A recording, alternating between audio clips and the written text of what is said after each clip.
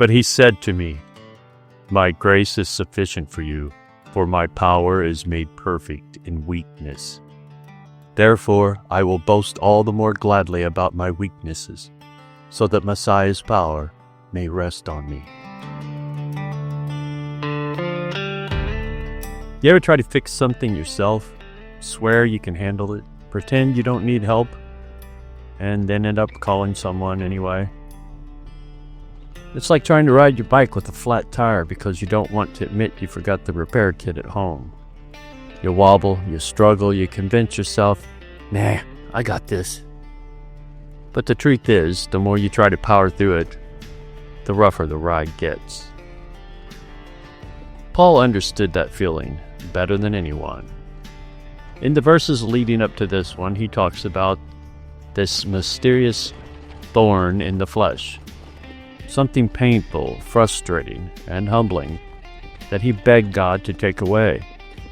3 times he pleaded.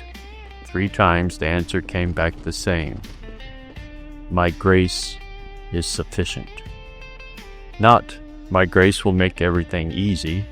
Not, "My grace will remove every struggle." Not, "My grace will eliminate the thorn." Just, "My grace is enough."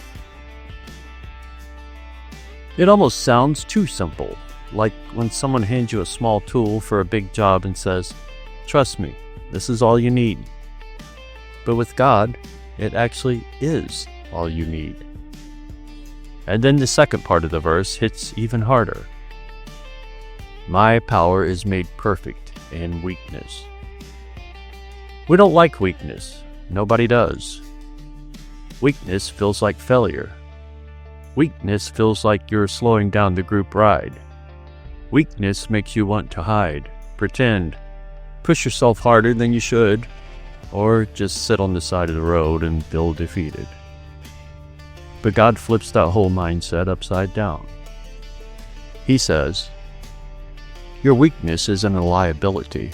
It's an opening, a doorway, a place where I step in and do what only I can do." Think about how different that is from how the world works.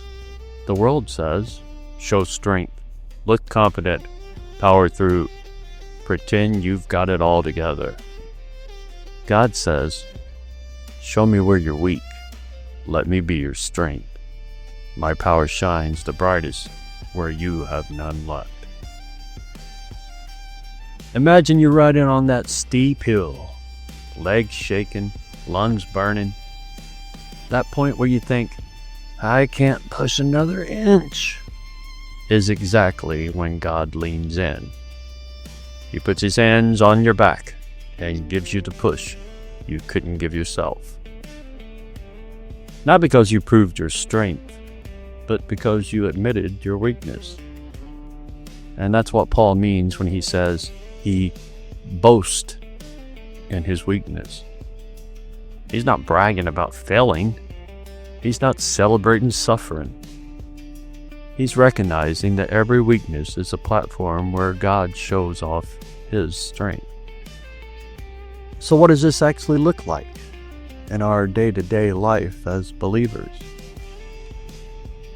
Well, first we have to learn how to admit when we're weak. This is the hardest step for most believers. We don't like being vulnerable. But if Paul could be honest about his limits, we can too.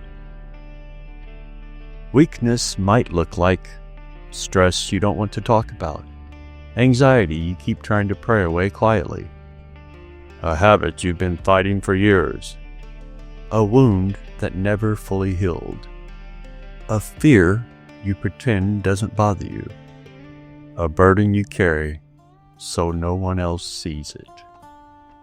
God isn't asking for perfection. He's asking for honesty. The place you're trying hardest to hide is probably the place He wants to bring the most healing. Let God's grace be enough, even when you don't feel like it is. Grace is like divine oxygen. You can't always see it, but you feel it when you breathe it in. God's grace covers what you can't fix. God's grace sustains what you can't change. God's grace strengthens what you can't carry. God's grace heals what you can't reach.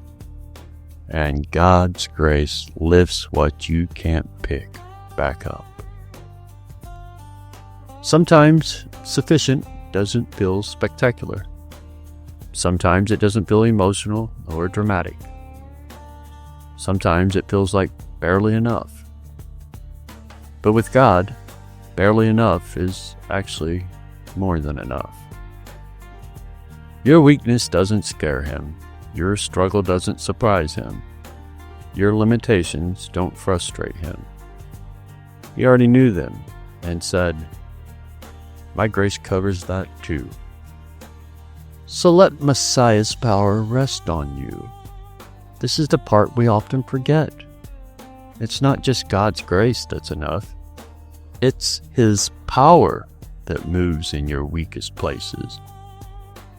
Picture it like this. When you're at the end of your strength, when you've got nothing left in the tank, that's when He steps in with His strength. Not as a last resort, but as a partnership. You bring your weakness, He brings His power. Together, something holy happens. His strength resting on you isn't a one-time event. It's a posture, a lifestyle of leaning, depending, receiving, and trusting. You don't have to power through the ride alone. That's not the point. The point is letting Him be the wind at your back when your legs give out. 2 Corinthians 12 verse 9 is the kind of verse you tuck into your pocket and pull it out on the days when you feel like a flat tire, a wobbly wheel, and a rusty chain all at once. It's a reminder that God doesn't need your strength to work. He needs your surrender. His grace is not plan B. It's the plan. Weakness isn't failure. It's space for Him to show up. You don't have to hide your struggles. Those are the places He shines most. Today, don't pretend to be strong. Just be real. Bring your weakness to God and say, "Here it is. I can't do this alone." And you'll hear Him whisper the same thing He told Paul. "My grace is sufficient for you. My power is made perfect in weakness." And when you feel that gentle strength, that spiritual wind pushing your bike uphill, you'll know that He meant every word.